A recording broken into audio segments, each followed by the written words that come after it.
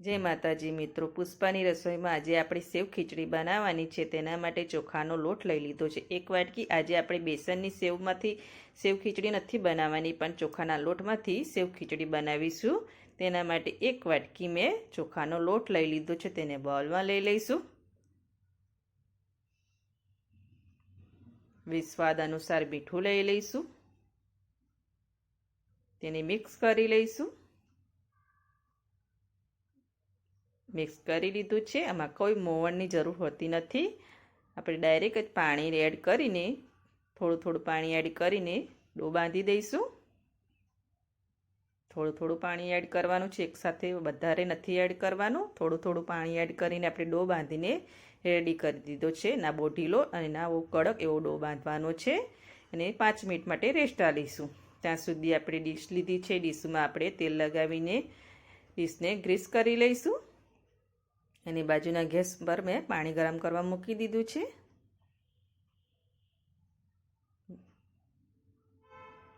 ડીશને Greece કરી લીધી છે. લોટને 5 મિનિટ થઈ ગઈ છે. તેને ચેક કરી લઈશું. થોડું તેલ લગાવીને તેને મસેડી લેવાનો છે. થોડું તેલ લગાવીને એને મસેડી લઈશું. 5 મિનિટ રેસ્ટ ચાલશે એટલે સો તમારો એકદમ સ્મૂથ થઈ જાય છે.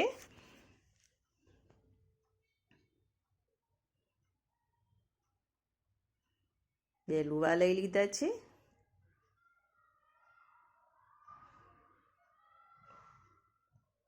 હવે સેવ પાડાનો સંચો હોય છે તે મેં લીધો છે. તેને તેલથી ગ્રીસ કરી લઈશું. પહેલાં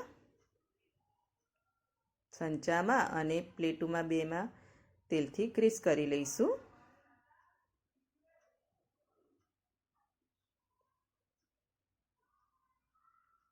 ડો છે તે આપણે સંચામાં એડ કરી દઈશું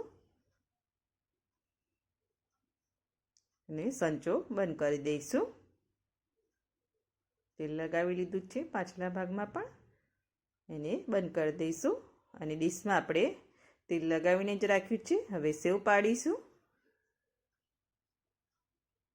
આવી રીતે આખી ડીશમાં આપણે સેવ પાથરી દઈશું. અને આ સેવને આપણે સ્ટીમ કરવાની છે. એકદમ નવી જ રેસીપી છે. એકવાર તમે જરૂરથી બનાવજો.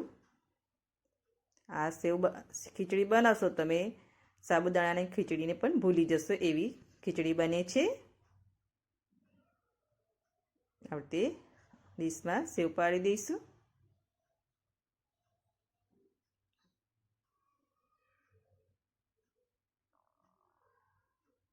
સેવ પાડી દીધી છે. હવે સ્ટીમ કરવા મૂકી દઈશું. પાણી ગરમ કરી લીધું છે. ડીશને આપણે મૂકી દઈશું તપેલી પર અને એને ઢાંકી દઈશું. અને 20 મિનિટ માટે એને સ્ટીમ થવા દઈશું. પછી આપણે ચેક કરીશું. 20 મિનિટ જેવું થઈ ગયું છે. ચેક કરી લઈશું. જો આપણી સેવ સરસ કૂક થઈ ગઈ છે. તેને આપણે બહાર લઈ લઈશું અને બીજી ડીશમાં પણ સેવ પાડી દીધી છે. તેને પણ સ્ટીમ કરવા મૂકી દઈશું. જો એકદમ ઠંડી થઈ જાય છે એટલે એકદમ છૂટી થઈ જાય છે. બની ગઈ છે. હવે આપણે એનો વઘાર કરવાનો છે ને નોનસ્ટિક પેનમાં આપણે 2 ચમચી જેટલું તેલ લઈશું. આમાં તેલની બહુ જરૂર પડતી નથી. જીરું લઈ લઈશું ને મીઠા લીમડાના પાન લઈ લઈશું. એનો વઘાર બહુ સરસ આવે છે એટલે જરૂરથી એડ કરવાના છે. અને લીલા મરચાં લઈ લઈશું. 2 થી 3 લીલા મરચાંને કટ કરી લીધા હતા. અને હિંગ લઈ લઈશું. ઝીણી ડુંગળી મેં કટ કરીને લીધી છે. 1 મોટી ડુંગળી હતી તેને ઝીણી કટ કરી લીધી છે. તેને સાંતળી લઈશું. લાઇટ પિંક જ કરી લઈશું 1-2 સેકન્ડ માટે. લાઇટ પિંક થઈ ગઈ છે. વટાણાને મેં બાફી લીધા છે.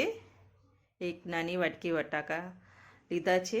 અને વટાણા અને બટાકાને બાફીને લેવાના છે. અને જો તમારે કાચા જ લેવા હોય તો પતલા સમારી દેવાના અને વટાણાને થોડા પીસી લેવાના. હળદર લઈ લઈશું. લાલ મરચું લઈ લઈશું, પણ આ વખતે તમે બાફીને લેશો તો વધારે સારું. અને ગરમ મસાલો અડધી ચમચી. 3 વસ્તુ આપણે લીધું છે. તેને મિક્સ કરી લઈશું.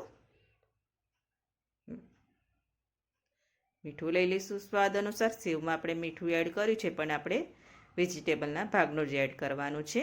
તેને પણ મિક્સ કરી લઈશું. હવે સેવને આપણે ઠંડી કરીને રાખી હતી તે એડ કરી દઈશું. એને મિક્સ કરી લઈશું. એકદમ ટેસ્ટી એવી સેવ ખીચડી બનીને રેડી થઈ ગઈ છે. જો સેવ એડ કર્યા પછી 1 કે 2 મિનિટ જ એને ગેસ પર રાખવાની છે, બહુ નથી રાખવાની. ખાલી મસાલા એમાં એડ થઈ જાય ત્યાં સુધી જ 1 થી 2 મિનિટ જેવું થઈ જવા આવ્યું છે. હવે કોથમીરના પાન લઈ લઈશું ને મિક્સ કરી લઈશું. બનીને રેડી થઈ ગઈ છે આપણી સેવ ખીચડી. એકદમ ટેસ્ટી એવી સેવ ખીચડી બનીને રેડી છે. હવે આપણે સેવ ખીચડીને સર્વ કરીશું. સર્વિંગ પ્લેટ પર લઈ લીધી છે વેજીટેબલ સેવ ખીચડી જો, અને એને દાડમના દાણાથી ગાર્નિશિંગ કરી છે. એકદમ ટેસ્ટી એવી સેવ ખીચડી બનીને રેડી છે. અને જો તમને મારી રેસીપી ગમતી હોય તો મારા વિડીયોને લાઇક કરજો, સબસ્ક્રાઈબ કરજો અને બેલ આઇકન જરૂરથી દબાવજો. એકદમ ટેસ્ટી એવી સેવ ખીચડી બનીને રેડી છે.